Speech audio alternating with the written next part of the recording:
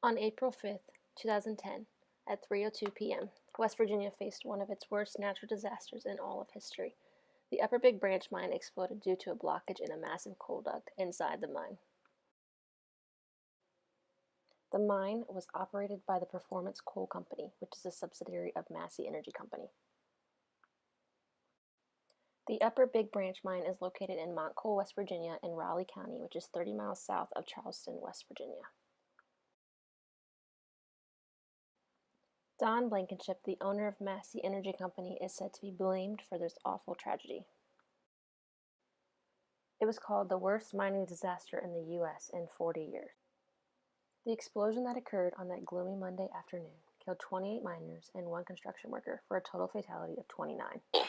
Their faces were very black, and it smelled like dynamite. And I'll never forget that smell. These are some never-before-seen photos that were taken by the Mine Safety and Health Administration after the disaster.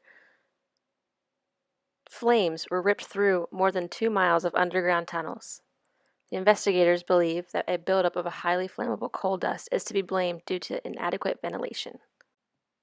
A lot of times we wouldn't have any ventilation at all. You couldn't see your hand in front of your face. Really?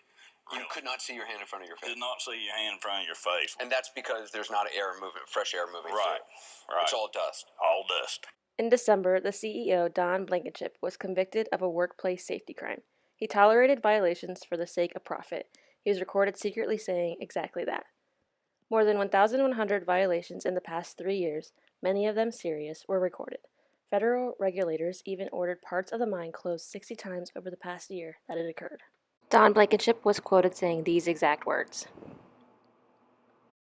Despite the fact that inspectors visited the mine daily, prosecutors were told that the miners were told to lie and cheat on safety tests.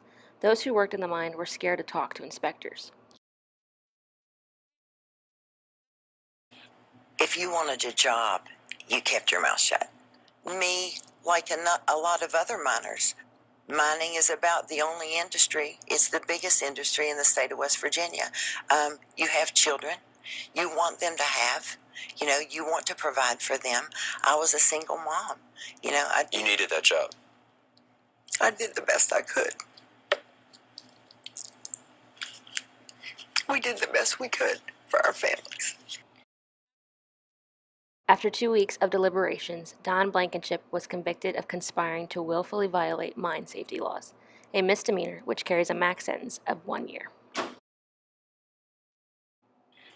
29 people are gone, and that's a misdemeanor.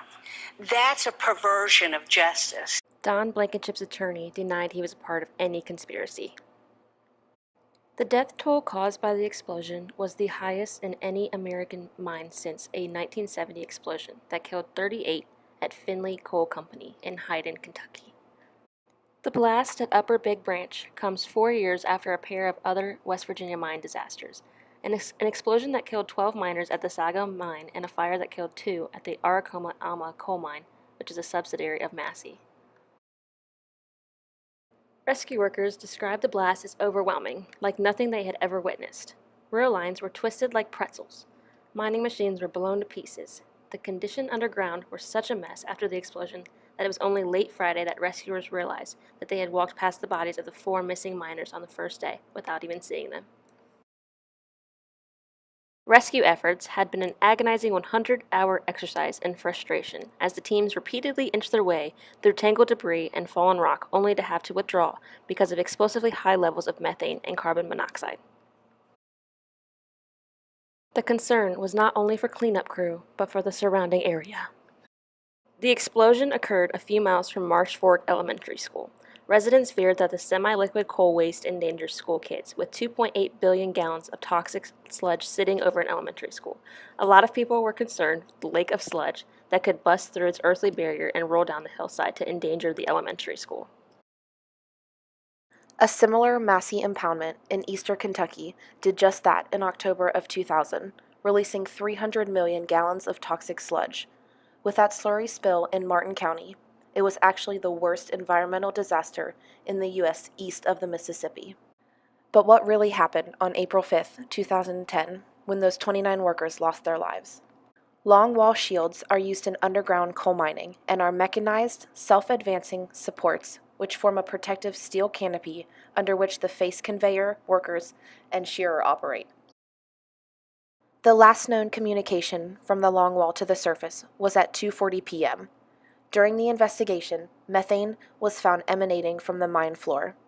The methane migrated behind the long wall shields, which then encountered an ignition source, which were hot streaks left by two dull, worn shearer bits cutting sandstone. Additionally, the water spray system was absent. 7 water sprayers were missing from the site. As the shearer began to cut into the tailgate entry, a methane ignition occurred and was seen by the shearer operator, who shut off the shearer. The computerized log indicated that the shearer operator shut off the shearer remotely just before 3 p.m. The flame from this ignition continued to burn behind the shields. After seeing that the fire could not be contained, everyone was informed to evacuate towards the head gate. The shearer was de-energized and the water was shut off to the shearer. During this time, the flame continued to burn behind the shields as the miners continued to evacuate.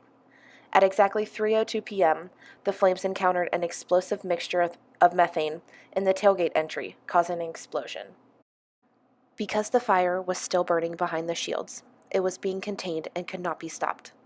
Workers tried to cut the methane gas from behind the shields, but was unsuccessful because the methane gas was too strong. Safety concerns filled the mine as workers were evacuating and still trying to contain the situation. The methane gas seemed to be emanating from not only the mine floor, but now the mine walls and the surface. The methane was emanating at unnatural levels and adding too much fuel to the fire. The miners were too far underground and could not escape the methane gas from surrounding them.